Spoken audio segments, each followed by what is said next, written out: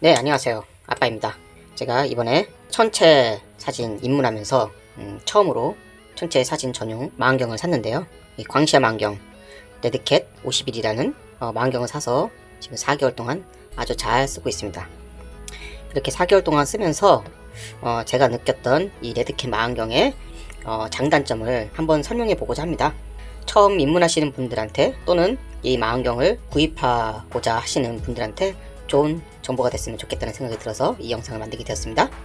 네, 구독과 좋아요 꼭 해주시고요. 그럼 레드캣 51 망원경 설명을 하도록 하겠습니다. 이 레드캣 망원경은요, 윌리엄 오틱스라는 회사에서 나온 대표적인 사진 촬영용 APO 굴절 망원경입니다. 예, 이 스페이스 캣이라든가 나이트캣 이런 스페셜판도 있는데, 보편적으로는 이 레드캣, 빨간 고양이라고도 하죠. 레드캣이 가장 많이 팔립니다. 가격은 이제 달러로는 한 800달러 정도 되고요. 우리나라 돈으로 한 95만원에서 100만원 사이 정도 하는 걸로 볼 수 있습니다. 보시면은 지금 요 부분 빼고 말씀드리는 거, 요 부분은 또 옵션으로 사야 되는 거고요. 이 나머지 부분은 우리나라에서 직접 구입할 수 있습니다. 무게는 한 1.35kg 정도라고 보시면 될 것 같고, 알루미늄으로 만들어져 있어서 경량화 되어서 휴대용으로는 매우 적합한 망원경입니다. 보시다시피 디자인이 굉장히 세련됐죠. 세련됐고 포토블하고, 그리고 이 영롱한 이 빨간색 강렬한 빛깔을 가지고 있기 때문에 또 특별한 느낌을 또 더하는 망원경인데요. 기본 광학계에 대해서 잠깐 설명드릴게요. 자, 이렇게 뚜껑을 한번 열어보면 여기에 간단하게 적혀 있습니다. 회사는 윌리엄 옵틱스에서 나온 거고, 이 카메라 이름은 레드캣 51 패치발 APO 망원경이라는 의미를 갖고 있고요.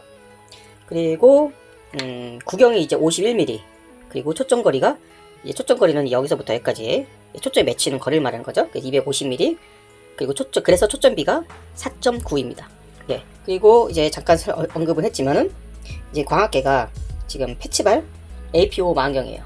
그래서 보면은 기본적으로 그 오하라제 초저분산 렌즈를 사용해서 색수차를 억제하게끔 돼 있어요. 그래서 APO 망원경이 그런 의미를 갖고 있죠. 색수차를 억제하기 위해서 이 렌즈가 이제 배치가 돼 있습니다.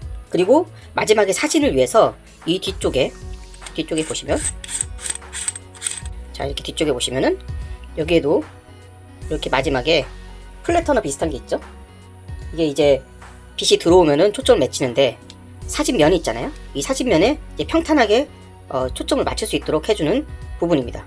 이게 망원경하고 같이 달려 있어가지고 이게 패치발식이라고 해요. 이게 없으면은 플래터너를 같이, 리듀서나 플래터너를 이렇게 껴야 되는데 얘는 필요가 없는 겁니다. 얘는 그냥 내장형이에요. 그래서 그냥 여기에다가 카메라만, 티링을 연결해가지고 카메라만 연결하면 바로 쓸 수 있는 망원경이라고 보시면 될 것 같습니다. 이런 형태의 망원경을 패치발식 망원경이라고 합니다. 일반 렌즈와 비슷하게 전면 렌즈, 이동식 헬리컬 기어가 있어요. 지금 보면 이렇게 이걸 빼보면은 이렇게 일반 렌즈하고 똑같이 헬리컬 기어가 있고, 일반 렌즈하고 좀 다른 거는 뭐냐면은 이렇게 그 초점을 맞출 수도 있는데, 얘는 잠금 장치 같이 있어요. 이렇게 초점을 맞춘 다음에 잠금을 할 수가 있다는 것이 다른 점입니다. 천체 사진을 하다 보면은 오랫동안 노출을 해야 되기 때문에 초점을 딱 잡고 난 다음에는 고정을 해야 돼요. 고정 장치가 따로 있는 거죠. 이렇게 풀 수도 있고요. 풀면은 다시 초점 거리를 이제 맞출 수가 있습니다. 보면은 포커스에 이렇게 눈금이 있습니다.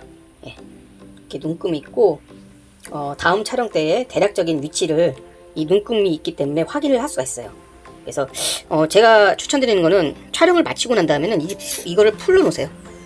풀러 놓으셔서 그때그때 촬영을 할 때마다 맞추시는 게 좋습니다. 이게 너무 이거를 한 다음에 이게 장갑장치 꽉 조여놓고 난 다음에 집에 오면은 이게 꽉 조여져 있거든요.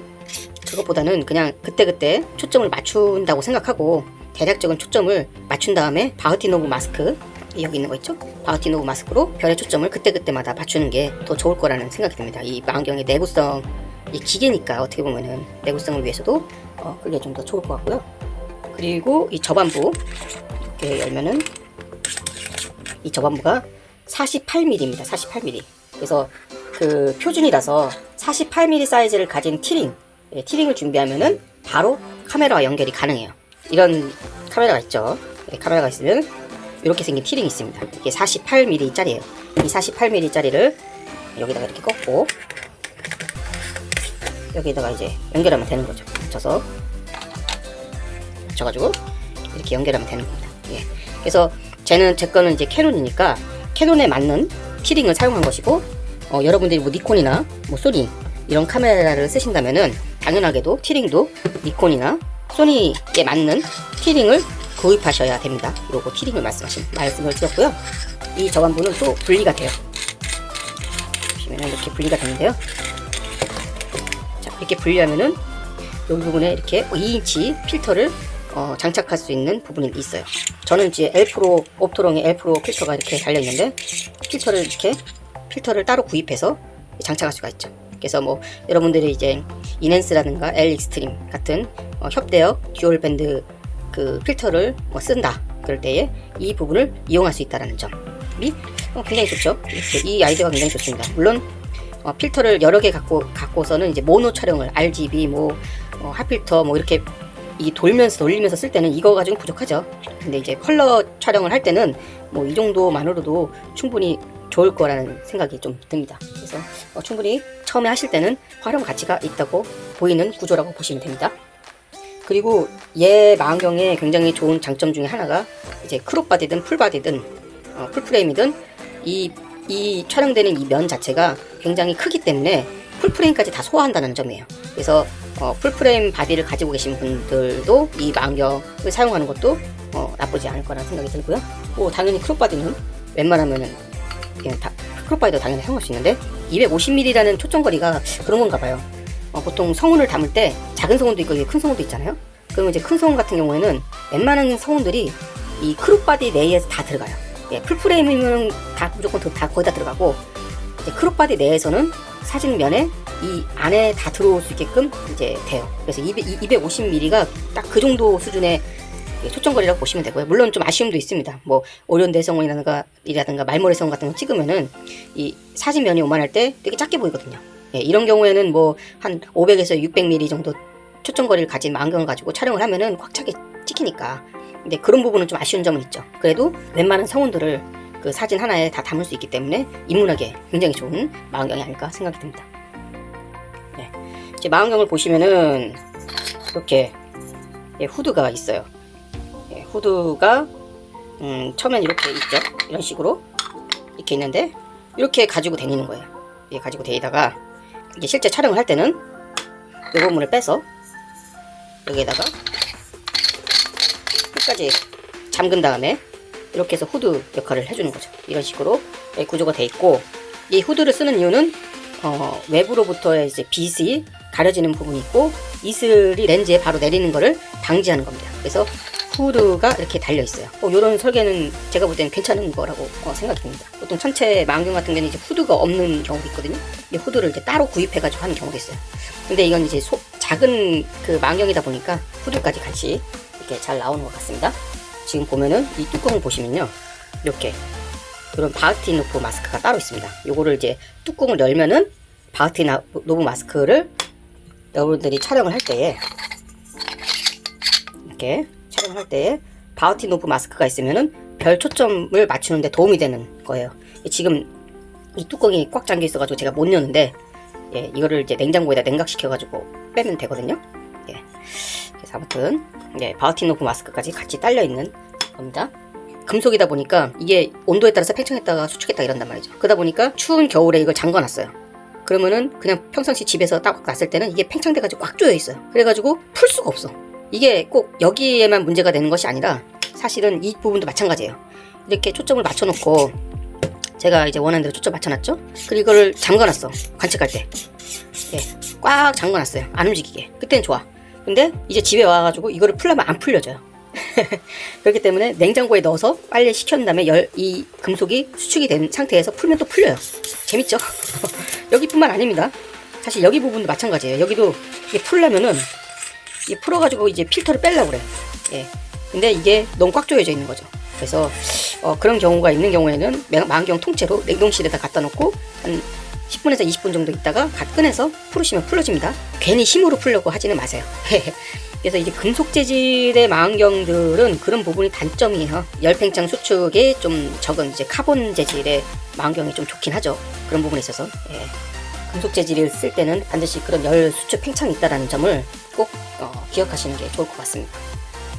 그리고 이제 빅센 스타일의 도브테일이 이제 함께 달려 있습니다.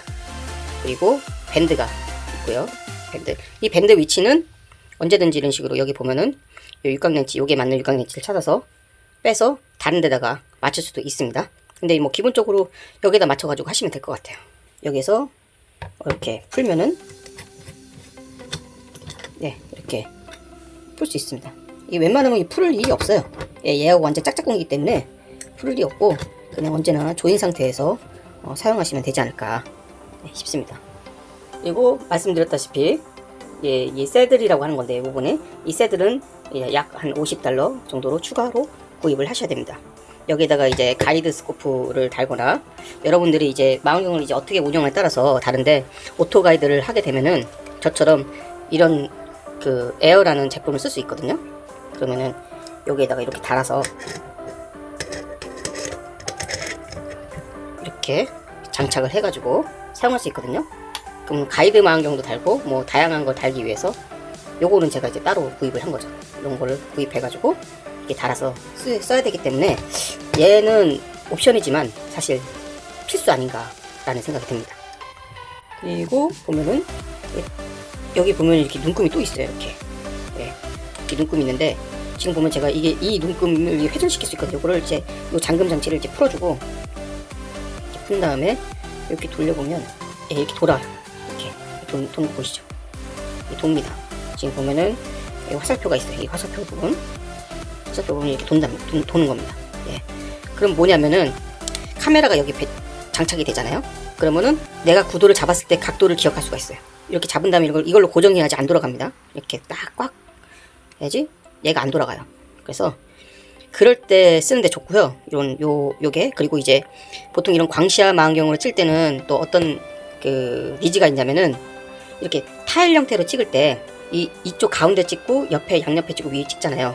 그럴 때 이제 얼마만큼의 각도로 돌려야 되는가를 그 어떤 소프트웨어를 통해 가지고 그 계산할 수 있거든요. 어떤 특정 영역을 이쪽 이렇게 찍을 때 얼마만큼 돌려야 되는지 그때마다 이렇게 돌려서 예 구도를 맞출 수 있다는 점이 굉장히 좋죠. 그래서 이런 눈금이 그럴 때 쓸 때 쓰는 겁니다.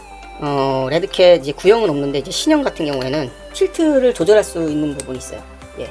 이 중간에 이제 두꺼운 부분이 있고 이제 작은 부분 있잖아요. 이게 하나, 둘, 셋, 네 군데 이렇게 있습니다. 이거는 이 사진면을 이렇게 기울기를 조절해 주는 거예요. 기울기를 이렇게 조절해 줄 때 쓰는 겁니다. 그래서 이 가운데 있는 거, 이게 동그란 거, 큰 거, 이 큰 거 같은 경우에는 그 미는 쪽, 이쪽으로 미는 쪽이고, 그리고 이 작은 거는 당기는 쪽이라고 그래요. 이쪽으로 당기는 쪽. 요거를 조절해 가지고 이 각도를 이제 맞추는데 쓰는 건데, 이거를 뭐 어떻게 해서 맞춰야 되는지는 잘 모르겠어요. 방법이 있을 것 같은데 제가 방법은 모릅니다. 잘. 그래서 한 번도 맞춘 적이 없는데 만약에 이 틸트가 좀 어긋났다 그러면은 이게 뭐 망원경의 틸트가 아니더라도 이 카메라하고 연결했을 때 카메라의 그 CCD면이나 CMOS 면이 이제 틀어져 있는 경우가 있거든요. 이렇게 그거를 이제 맞춘다는 의미인데 보통은 안 맞출 것 같아요. 웬만하면. 이게 처음부터 이게 제품으로 나올 때 이 자체가 잘 맞춰져 있는 상태에서 나옵니다. 예, 그렇기 때문에 이게 뭔가라는 정도만 알고 계시면 될 것 같아요. 제가 이 레드캣 51 망원경을 가지고 촬영을 하면서 느낀 점은 그 성능 자체는 굉장히 괜찮다는 겁니다. 또 250mm 단초점의 망원경이기 때문에 초보자들이 처음 입문하시는 데는 괜찮은 망원경입니다. 이 망원경을 입문하시려고 하시는 분들한테 좀 먼저 말씀드리는 거는 전체 사진이라는 거는 그 망원경 하나로 어떤 대상들을 다 찍을 수 없어요. 성이나 뭐 일부 은하들은 커요. 예, 우리가 겉보기 시야각이 크단 말이죠. 이게 큰 부분은 이렇게 작은 망원경을 써야 되고요. 행성이라든가 그리고 은하, 예, 행성상 성운 이런 거 같은 경우에는 굉장히 얘로 찍으면 굉장히 작게 보인다는 거죠. 원래부터 작기 때문에 장초점 망원경을 써야 돼요. 보통 뭐 행성 같은 경우에도 은하 같은 경우에도 보통은 이제 1000mm에서 2000mm까지 예, 되는 굉장히 초점거리가 긴 망원경을 써야 은하라든가 행성 같은 거를 담을 수가 있거든요. 예, 담을 때 좀 면이 큰 거죠. 이렇게. 예. 이거 망원경 하나 가지고 모든 것을 다 할 수 있다고 생각하시면 안 됩니다. 이 망원경은 제가 볼 때 웬만한 성운들 그리고 뭐 안드로메다 은하나 플라이데스 상계성당 같은 큰 대상들을 위주로 촬영을 할 때 좋은 거고요. 그리고 처음 입문하실 때 좋고, 그리고 뭐 작다고 해서 은하 같은 게 조그맣게 나온다고 해서 실망할 게 아니에요. 왜냐면은 뭐 천여짜리 은하단 같은 경우에는 이 은하단 부분들을 전체적으로 다 찍을 수 있거든요. 또 그런 점은 또 장점이야. 그래서 꼭 나쁘지만 않다. 예, 전체를 담을 수 있기 때문에. 물론 은하 하나하나들은 다 작지만 전체를 담을 수 있는 점이 또 매력적이라는 거예요. 또 은하를 세밀하게 굉장히 크게 담고 싶다고 한다면은 여러분은 이 망원경이 아니라 다른 망원경을 또 따로 구입해서 사셔야 되는데, 망원경만 사면 되는 게 아니라 또 그거에 맞는 적도의가 필요해진다는 거죠. 근데 이렇게 작은 망원경을 쓰게 되면은 작은 적도의를 써도 크게 부담이 없다라는 거. 금전적으로 부담이 없기 때문에 처음에 입문하시는 분들은 장초점의 큰 망원경보다는 이렇게 단초점의 레드캣 51 망원경을 제가 좀 추천을 드립니다. 자, 이상으로 레드캣 망원경을 여러분들께 좀 소개해 드렸는데요. 예, 도움이 되셨는지 모르겠습니다. 충분히 좋은 망원경이고 국내에서도 구입할 수 있기 때문에 여러분들이 관심을 가지고 처음 입문하실 때는 레드캣 나쁘지 않으니까 한번 관심 가져주시고 구입도 해보셨으면 좋겠습니다. 그러면 즐거운 별생활 되시고요. 예, 지금까지 아빠였습니다. 구독과 좋아요 꼭 해주세요.